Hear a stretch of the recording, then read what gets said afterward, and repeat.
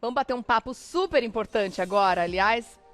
Papos importantes a gente sempre tem aqui no Revista e quando ela está por aqui eu tenho certeza que eu vou aprender muito. Obrigada pela presença mais uma vez. A Monique Prado tá de volta aqui com um corte de cabelo novo, tá lindíssima. Tá linda, né? Não te reconheci quando você entrou, falei, gente, a Monique cortou o cabelo, tá lindo. Eu amei. Obrigada. A Monique é advogada especialista em questões raciais e ela sempre vem trazer pra gente esses assuntos para que a gente pense a respeito, para ver se a gente consegue...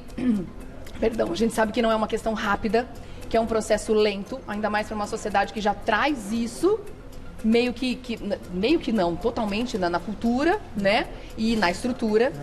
Por isso que é tão importante a gente lutar contra. E é uma coisa que a gente já conversou aqui, né? Da luta contra a desigualdade racial, o racismo, que não basta só não ser racista, mas que é importante que as pessoas entendam o conceito de ser antirracista e praticante. Claro, contas, né? Claro. Explica hoje... pra gente a diferença entre os dois conceitos, Monique. Então, porque a próprio conceito de racismo, ele exige de nós um ativismo social que a gente discuta, como a gente está fazendo aqui na televisão, né, nos veículos de comunicação. Então, uma ação proativa para que a gente combata o tema de forma apropriada. E é isso que a gente está fazendo aqui. Mas trazendo isso pro dia a dia, além dos meios de comunicação, assim, numa roda de amigos, numa conversa online, que é o que mais tem de comum hoje em dia, com as crianças. Que tipo de exemplos que você pode trazer para que isso seja uma prática na vida das pessoas, para que não seja aquele assunto evitável, ou aquele assunto, não vamos entrar porque eu sei que ele não concorda muito comigo, não tô a fim de brigar hoje. Para que a gente traga isso pro dia a dia, pra vida real mesmo. Então, no nosso cotidiano, a maior forma de você não promover o racismo é não ficando silente. Assim como qualquer outro preconceito de gênero, de sexualidade, o silêncio é o maior mal a ser combatido quando a gente fala de discriminação e preconceito.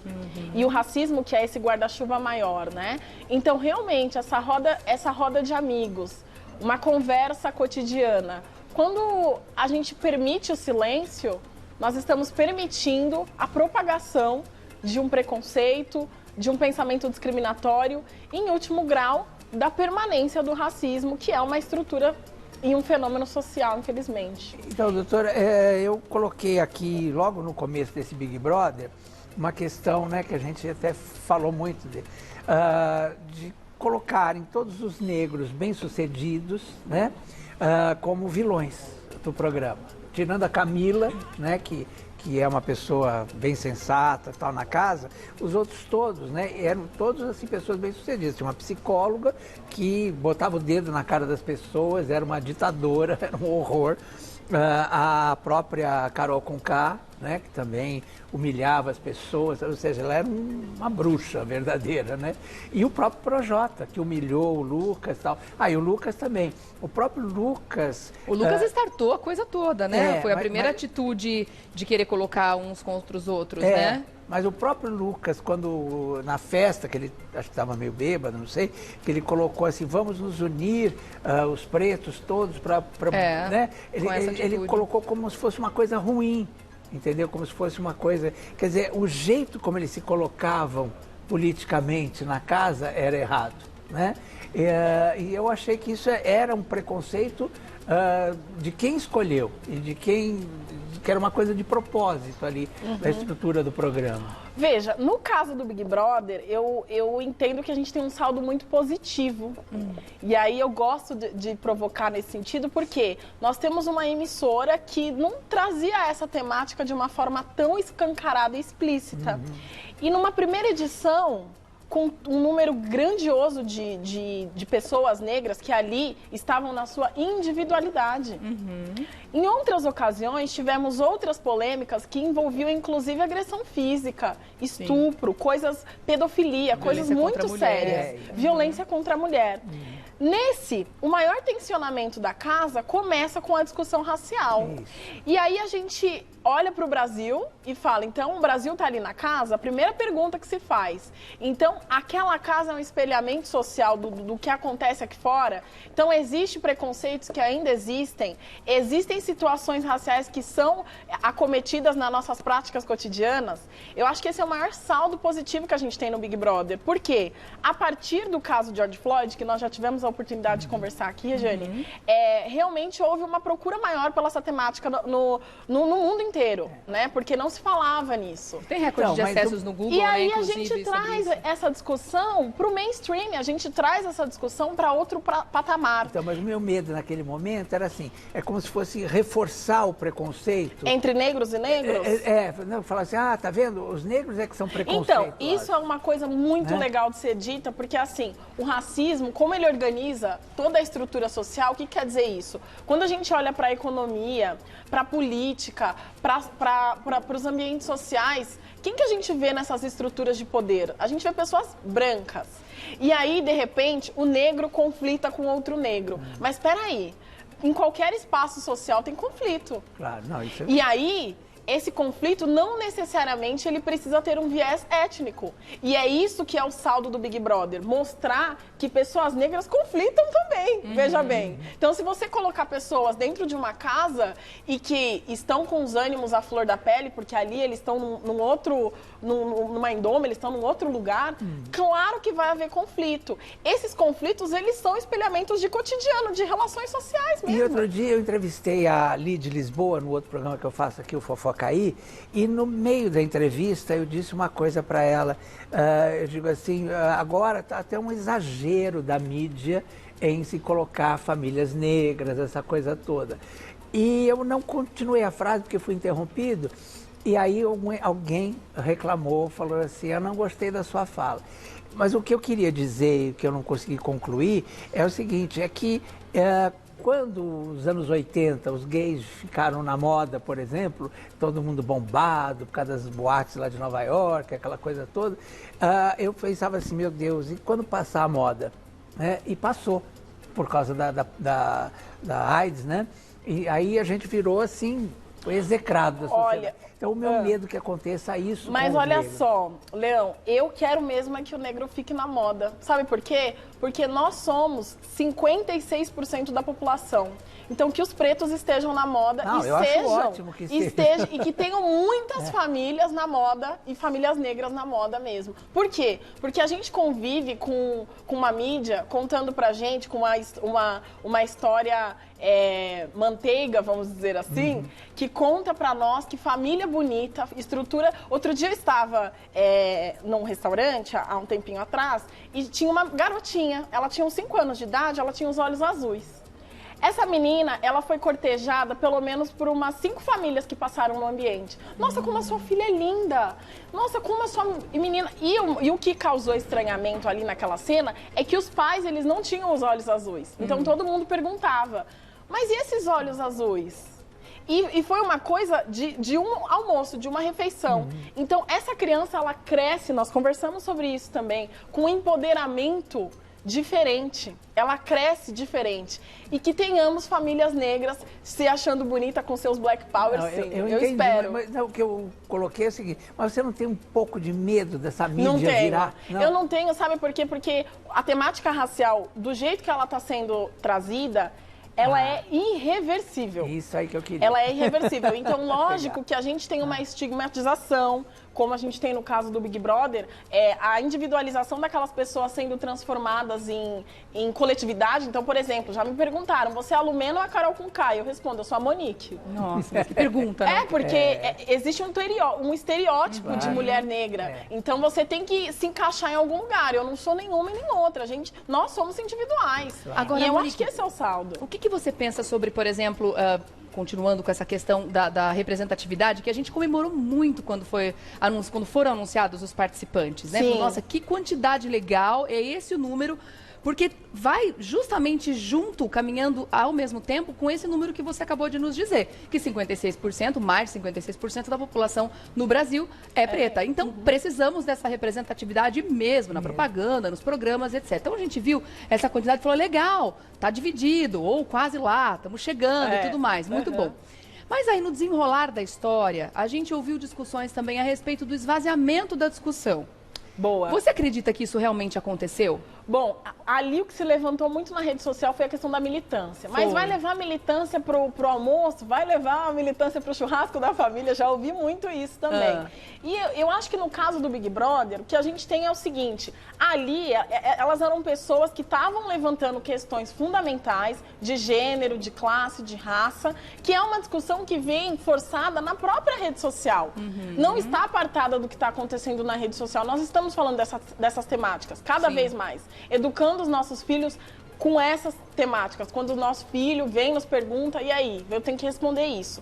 Eu sempre insisto, Regiane, que a gente precisa olhar esses rostos que estiveram no Big Brother com individualidade. Por quê? Porque o ativismo mesmo, a militância, como foi a palavra utilizada ali, ela tem uma... Que ela não pode ser pejorativa também, ela não pode ser interromper, esvaziada. Exato. Por que ela não pode ser esvaziada? Quando você fala em militância, em ativismo político, você fala, para além do processo de conscientização, você fala de engendrar na discussão políticas públicas. Então, o que significa isso? Isso é fundamental. É fundamental, porque assim, qual política pública que o Big Brother está gerando? Nenhuma.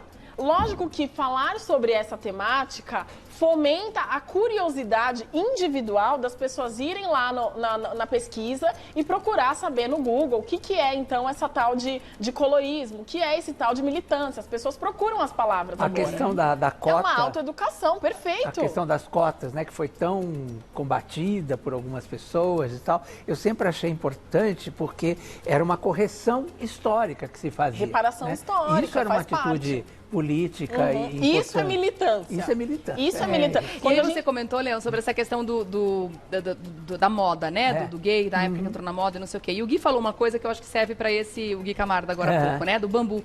Né? Quando ele tá torto para um lado, você entorta ele para o outro, para depois ele ver se encontra um equilíbrio, né? E justamente por isso que é legal trazer esses assuntos sempre, porque o termo militante, como a gente falou, ele não pode ser usado de forma pejorativa e isso está acontecendo mais na rede social.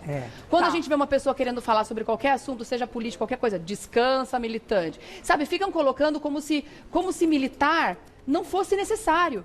Como se, militante é sinônimo de gente chata. E isso não pode acontecer. Então, assim, esse extremo que a gente, de repente, viu a Lumena, com esse linguajar mais difícil, com essa linguagem mais difícil, né, de compreender, é importante a gente ver que também existem essas pessoas que atuam mesmo. E que se você não quiser ser como ela e não atuar dessa forma, ok, mas atue.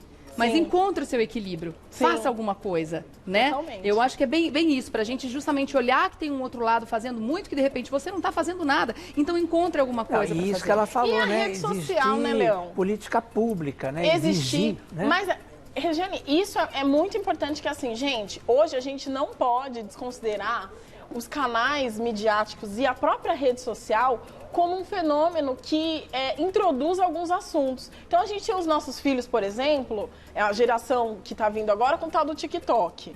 Essa geração está o tempo todo ouvindo sobre essas temáticas. A minha sobrinha, que é abarcada pelo colorismo, ela me traz todas as vezes essas perguntas. Tio, o que é isso? Eu ouvi no TikTok tal coisa, me ajuda a entender tal coisa. Ela não vai ler um livro acadêmico para entender aquele assunto. Então, existe um fundamento, né, na rede social quando traz essa temática. Existem pessoas falando sobre isso. Só que a gente tem que ter certa responsabilidade e filtro para entender que nem tudo aquilo que está sendo dito é uma verdade absoluta, senão a gente esvazia o ativismo e a militância, assim. Sem dúvida. Fica chato, né? É um assunto tão amplo, né? Eu teria tantas outras questões para colocar aqui, até a questão do racismo reverso, que estavam falando também dentro do BBB, mas vamos deixar... Dá tempo, diretor? Então tá, vamos lá. Porque justamente esse assunto, eu achei que ele foi colocado de uma forma muito errada lá dentro. Eu queria saber a sua opinião, né? Quando a gente vê um movimento como o que o Lucas fez no começo. Vamos unir-nos contra os brancos da casa e não sei o quê. E mal conhecia a galera que estava ali ainda. Parece realmente que ele foi pautado pela cor, assim que ele chegou, né? Aí entrou essa discussão na rede social. Tá vendo? Eles são racistas contra a gente também. Explica pra gente essa história do racismo reverso, como é que... Essa discussão abre guarda-chuva para dois outros temas. Então, a gente tem racismo. O racismo é um sistema de poder. É institucional, é estrutural. O que eu estou dizendo isso? Olha lá na tua empresa quem está no cargo de gestão. Sim. Olha na mídia quem está aparecendo. Isso é racismo estrutural. Existem outros dois fenômenos. Preconceito, que é o conceito. A própria palavra já diz o quê? Eu estou tendo um preconceito em relação a uma comida, inclusive. Olhei essa comida, fiz aquela cara de nojo e falei, não vou comer esse negócio. Isso é um pré-julgamento de uma coisa. E existe a discriminação. A discriminação, que é um outro fenômeno também que está nesse guarda-chuva, o que é? Ela pode ser positiva e negativa. O que é isso, Monique? Discriminação é quando você olha para aquele objeto, para aquela pessoa, e você já diz o que ela é previamente. Você já estabelece previamente, e essa pessoa, não sei. Então, por que não existe esse fenômeno do racismo reverso? Para existir racismo reverso, a gente precisaria voltar 400 anos na história, escravizar o português, e aí existiria racismo reverso. Por quê? Sendo um projeto estrutural, o racismo ele só se consolida com um sistema de hierarquia e poder. Por isso não tem como ser racismo reverso. Social, né? Claro, a postura do Lucas, por exemplo, de dizer assim, olha, vem cá pretinho, vamos juntar aqui, vamos tirar com essa galera. Isso, obviamente, em outras edições, nós tivemos estratégias muito parecidas com essa, que não eram pautadas por raça, por exemplo, mas eram pautadas por quê? Afinidade, que é o que eles sempre falam na casa. Não, é por uma questão de afinidade, vem você meia dúzia aqui. Então, assim, o Lucas foi nessa estratégia de raça. Ele foi estratégico. Ele falou, bom, nós somos quantos? 7 aqui na casa? Vamos unir, vamos fazer uma estratégia. Isso não tem como ser caracterizado racismo reverso. Até porque no anterior teve a questão das mulheres que se juntaram. E provavelmente na cabeça dele pode ter Mas de passado... qualquer forma desagrega, né? Mas o jogo é feito pra isso também, né? Jogo, é que ele usou um critério. Ele usou um critério que foi no étnico. As meninas da versão passada usaram um gênero. E assim, lógico, isso é bom levantar essa polêmica, Queria sabe? só falar uma coisinha antes de encerrar, sobre essa coisa do racismo estrutural, né, que a gente fala. Eu acho só para explicar, né?